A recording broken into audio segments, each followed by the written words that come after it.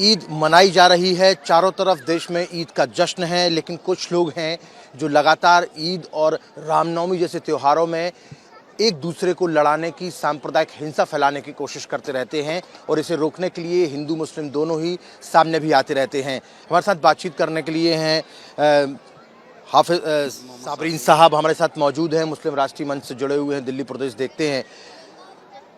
साबरीन जी, एक सूफी एसोसिएशन है, सूफी खानखा एसोसिएशन, उसने पत्र लिखा है, गृह मंत्री अमित शाह को लिखा है, तमिलनाडु, केरल, कर्नाटक के मुख्यमंत्रियों को, डीजीपी को पत्र लिखा है कि एक बार फिर से ईद के मौके पर भी सौहार्द बिगाड़ा जा सकता है, और वो भी पीएफआई की तरफ से, क्योंकि पीएफआई का पहले का जो रोल देखने को मिला है वो यही मिला है कि देश भर में, चाहे वो रामनवमी का त्यौहार हो या फिर अन्य त्यौहार हो, मौके मौके पर वो लोगों को भड़काते रहे हैं, उकसाते रहे हैं। आपका क्या कहना?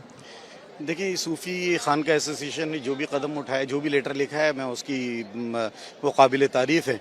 और हर राष्ट्रवादी को जो इस देश से, मुल्क से मोहब्बत करता है, उसको ये जो संगठन है, जो देश को कमज़ोर कर रहे हैं, जो देश में नफ़रत फैलाने का काम कर रहे हैं, जो देश को बांटने का काम कर रहे हैं, चाहे वो पीएफआई हो या और जो दूसरे भी संगठन हो, उनकी बिल्कुल हर एक भारतवासी को आकर मजम्मत करनी चाहिए और मुँह तोड़ उन लोगों को जवाब देना चाहिए। और आज का जो ये भारत है, ये वो भारत नहीं, नव भारत है और ये मजबूत भारत है।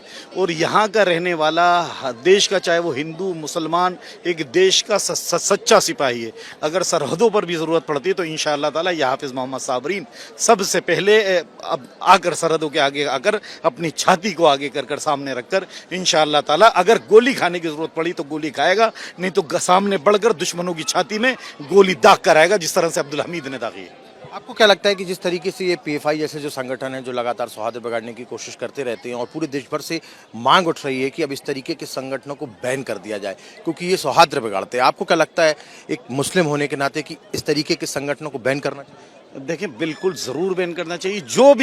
जो भी ताकतें इस देश को कमज़ोर करने के लिए, जो भी संगठन इस देश को कमज़ोर करने के लिए, इस देश का भाईचारा ख़त्म करने के लिए, हिंदू मुस्लिम एकता में दरार डालने का काम कर रहे हैं, चाहे वो कितने भी बड़े संगठन या कितने भी पुराने संगठन क्यों ना हो, वो बिल्कुल उनको पूरी तरह से बैन करना चाहिए। और मैं सरकार से दरख्वास्त करूँगा, गुजारिश करूँगा कि ऐसे संगठनों पर बिल्कुल लगाम लगाए और इनको बिल्कुल पूरी तरह से कहीं किसी भी तरह से दबने की ज़रूरत नहीं, चाहे वो कितने भी पूरे जो देश को कमजोर कर रहे हैं, वो ताकतें यहाँ देश में नहीं होनी चाहिए।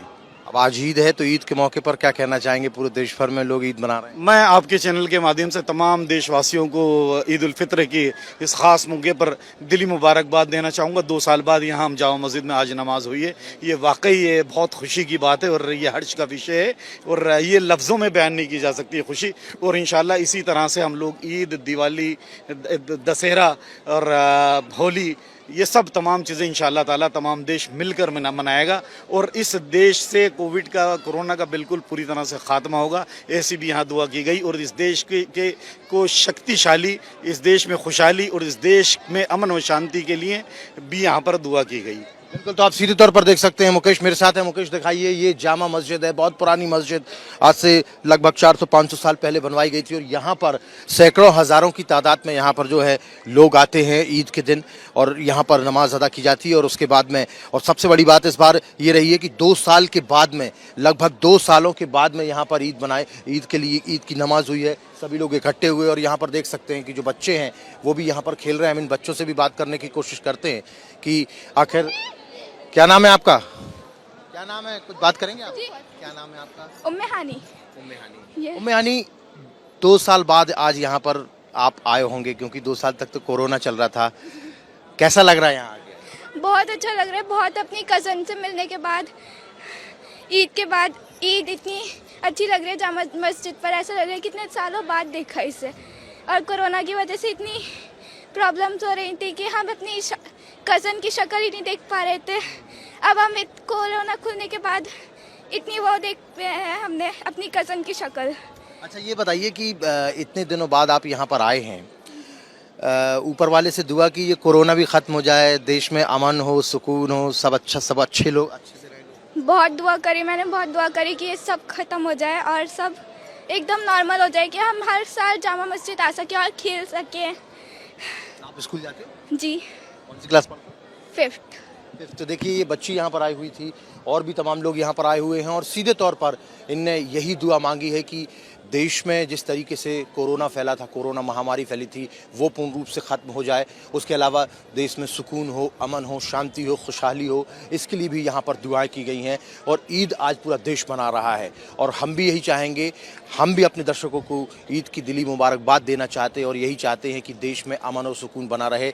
लेकिन कुछ लोग हैं जो ईद के मौके पर, दिवाली के मौके पर, रामनवमी के मौके पर कहीं ना कहीं दो संप्रदायों को लड़ाने की कोशिश करते हैं। उनकी बुद्धि भी ठीक ऊपर वाला करे, हम यही दुआ करेंगे। वीडियो जर्नलिस्ट मुकेश के साथ हिमांशु।